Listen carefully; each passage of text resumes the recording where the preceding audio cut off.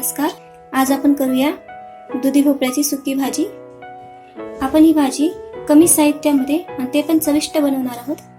टिफिनसाठी तुम्ही ही भाजी पटकन बनवून देऊ शकता.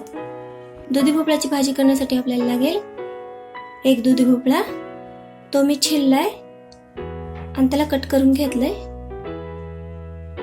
स्वच्छ पाण्याने धुवून बी घेतलेला आहे. मिरची, लसणाच्या पाकळ्या, कोथिंबीर, कढीपत्ता, मोहरी, शेंगदाण्याचं कूट, हळद अर्धा चमचा, चवीपुरतं मीठ, 2 चमचे तेल, जिरे. मिक्सरचं एक भांडे घेतलेलं आहे. मिरच्या टाकूया, लसणाच्या पाकळ्या टाकूया. मिक्सर मधून फिरून घेऊया. हे मिक्सर मधून मी जाडसर वाटून घेतलेली आहे.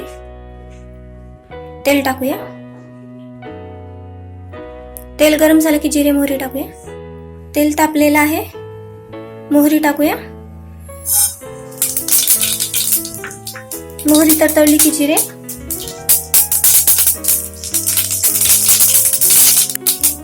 मिरची वाटून घेतलेली, कढीपत्ता, अर्धी कोथिंबीर आता घालते, अर्धी नंतर, हळद, भाजलेले शेंगदाण्याचं कूट, मीठ मिक्स करू.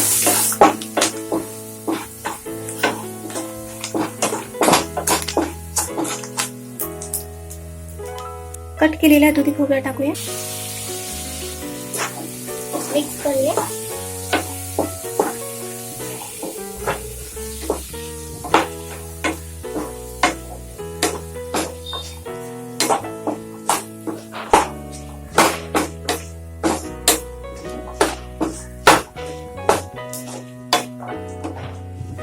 दहा मिनिट ही भाजी वाफवून घेऊया.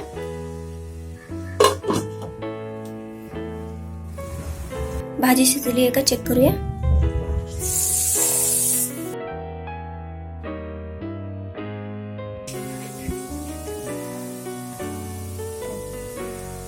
भाजी शिजलेली आहे.